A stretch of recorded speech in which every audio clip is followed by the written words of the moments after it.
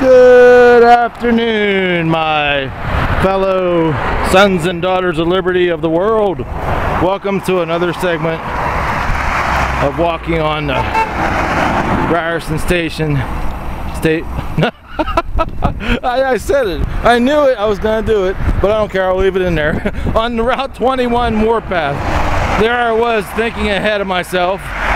But after today's great 10-mile march in and around Waynesburg, Pennsylvania, I'm going to be at 8,163 miles in 5.5 years of marching the roads, the highways, the byways, the trails for patriotism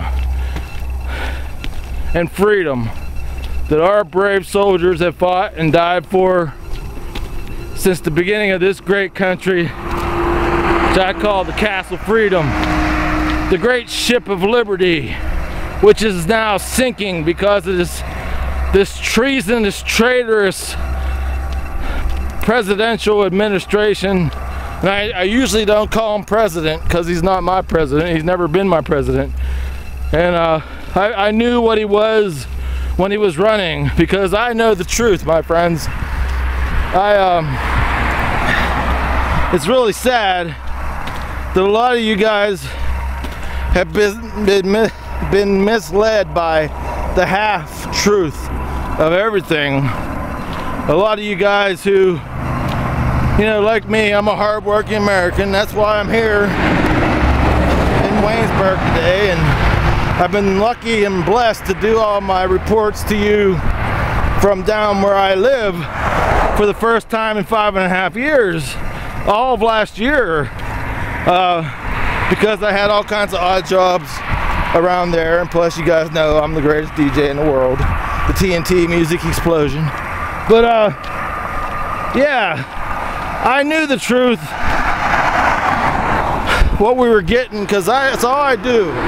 Like my argument the other day with a friend. Well, I was talking about how Ron Paul is the only candidate that I mean, he's the cause. He is everything we've been looking for. Everything that Dr. Savage has been dreaming about. Our General Patton. Yes, a little guy from Texas with a powerful mind. Just like Dr. Savage, he said he was going to run for president, and he never did. We wanted him to. Well, now we have a Dr. Savage-ish kind of candidate, and you know the rest of the story. Right-wing radio, well, that's the invisible man. Ron Paul doesn't exist. They're just gone with the party line, which they always have, my friends. You have to throw out your two-party minds and think of freedom first. Now that's the name of this video, as always, is the great champion of truth. Alex Jones inspired me to come up with the name of this video about George Soros, the mastermind of evil. But yeah, thanks to, as always, you get a patriotic 1-2 punch when you see me out here on the road. It's a patriotic 1-2 punch.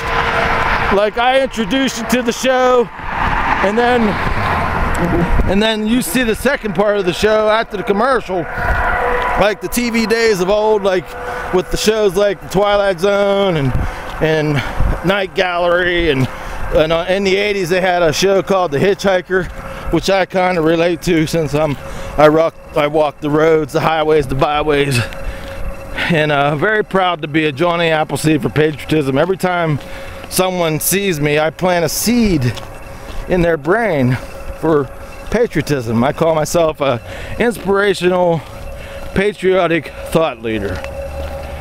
And like I said, my friends, go to my website, go right to the bottom of this video, click on the link to get the rest of the story about how George Soros, as you guys all know, that's one good thing about talk radio. They've definitely enlightened you about George Soros, but there's more to the lie lie that's going on. Like I said, it's not Republican versus Democrat anymore, my friends. We have to rally behind the cause, and the cause for freedom is Ron Paul for president, my friends. Because trust me, we know the Republican Party is going to not elect, nominate. They're not going to nominate Ron Paul for their candidate. They're going to screw him over. So he's going to run with a third party. He has to, because freedom needs him. If Ron Paul decides not to run with a third party, which I will be surprised, there will be a revolution because of the Republican Party and the treasonous traitors who have led you and lied to you all these years. I couldn't understand, my friends. After 2 years, right before I ran for Congress, I wasn't even going to run for Congress, but John Murtha forced me to run for Congress because he tried to turn the American people against Marines, and he's a Marine. But anyway, to make a long story short, I couldn't figure it out. I was sending messages to Glenn Beck and not Sean Hannity. I went to the bottom of the totem pole here in Pittsburgh. There's Quinn and Rose in the morning, and they love the troops. Yeah, right. They're hypocrites. They're all hypocrites, because if they really love the troops, they'd be behind Ron Paul, because 80% or not, I can't remember the exact, it's way up there. It's like 85% of the troops want Ron Paul because they know a patriot. See, patriotic Americans know a patriot when they see one or hear one. And Ron Paul, all he talks about is the Constitution, the Bill of Rights, and he's our man.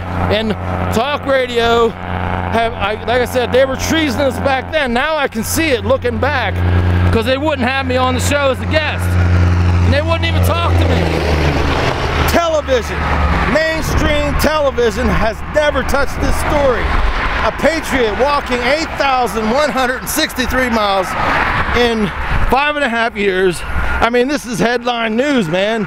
It's like totally good. It's a trail of honor. Every 2 miles is for a lost soldier in this war. It used to be 1 mile for every soldier, but you guys know the total keeps going up. Now we find ourselves in 10 wars.